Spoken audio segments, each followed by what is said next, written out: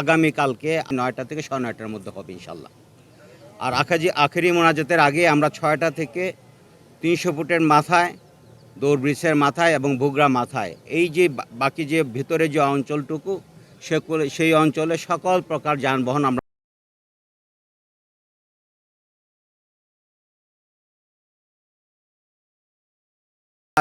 যখন চলে যাবে তখন আস্তে আস্তে আমরা সব কিছু স্বাভাবিক হলে আবার যান চলাচল আমরা নির্বিঘ্ন করে দিব এবং স্বাভাবিক করে দেব ইনশাল্লাহ। আমরা মনে করছি, আমরা আশা করছি আপনাদের সহযোগিতায় কোনো বিভ্রান্ত ছড়াতে পারবে না, কোনো গুজব ছড়াতে পারবে না। এই গুজব যদি না ছড়াতে পারে, আপনারা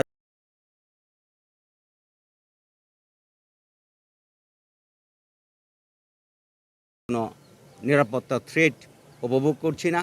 আমরা সম্পূর্ণভাবে নিরাপত্তা দিয়ে যাচ্ছি। ইজতেমার যে মুরব্বীরা আছে ওনারাও ওনাদের প্রচুর পরিমাণ ভলান্টিয়ার রেখেছে, ওনারাও নজর রাখছে। ইনশাল্লাহ সুন্দরভাবে ইজতেমাটি সম্পন্ন হবে আশাবাদ ব্যক্ত করছি।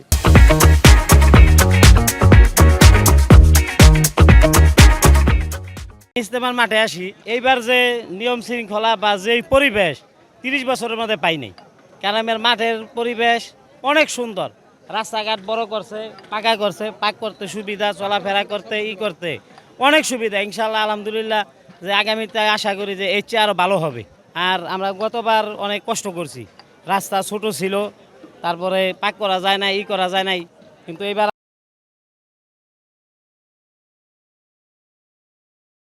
আল্লাহর রহমতে অনেক সুন্দর আয়োজন, কোনো সমস্যা নাই। মুসলিম কান্ট্রিগুলো সবগুলো এক হয়ে যাক, মুসলমান সব এক হয়ে যাক, দ্বিতীয় যাতে না হোক, এরকম একটা শান্তি চাই দেশে। এই বর্তমান পরিস্থিতিতে মুসলমানদের যে অবস্থা, নির্যাতিত, অত্যাচারিত, মুসলমান সব জায়গায় মজলুম, এজন্য আল্লাহ তাআলা যেন সমস্ত মুসলমানকে এক আর নেক করে দেয়, আর সমস্ত মুসলমানের ঐক্য জাতির জন্য রহমত স্বরূপ। এজন্য আমরা এই বিশ্ব ইজতেমা থেকে এই দোয়াই করি, আল্লাহ তাআলা যেন সমস্ত মজলুম মুসলমানদের দিলকে এক আর নেক করে দেন এবং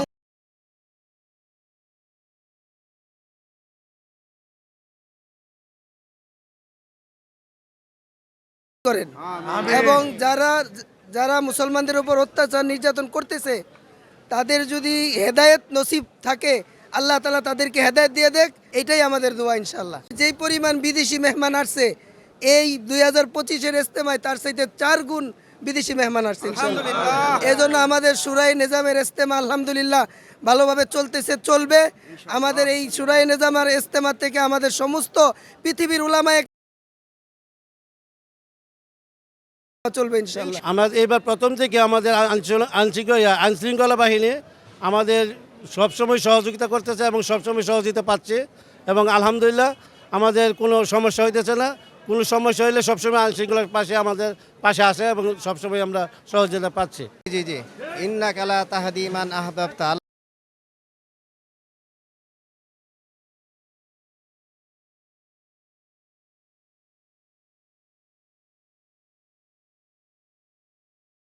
সাথে আমাদের দ্বন্দ্ব আর এমনি কোনো দ্বন্দ্ব না, শুধু কোরআন হাদিস নিয়ে দ্বন্দ্ব। এখন আমরা এখানে ইমান আমল সুন্দর করার জন্য আসছি, প্রত্যেকটা মানুষই যাতে সুন্দর আমল করে, আমল সে জিন্দিগি বনতি হে জান্নাত বি জাহান্নাম বি খাকে ফেতরাত আপনা না নুরি হায় না নারী, যে ভালো আমল।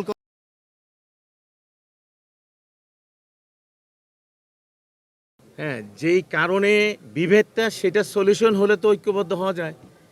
ওই কারণটার জন্য আমাদের ওলামায়ে কেরাম, সারা বিশ্বের আলেমরা 3টা শর্ত দিয়েছেন। একটা শর্ত হলো উনি এককভাবে নিজেকে নেতা মনে করতেছেন। আমরা বলতেছি না, আপনি এককভাবে নয়, শুরার মাধ্যমে, একটা টিমের মাধ্যমে চলবে, এই একটা জিনিস।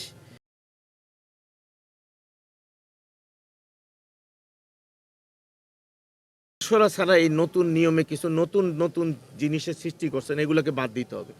তৃতীয় হলো উনি কোরআন হাদিসের খেলাফ যে সমস্ত মন গড়া বক্তব্য দিচ্ছেন, যেগুলো আপনারা জানেন, ওগুলা থেকে ওনাকে ফিরে আসতে হবে। এই 3টা জিনিস যদি উনি মেনে নেন, আমাদের তো কারোর সাথে কোনো দুশ্মনী নেই।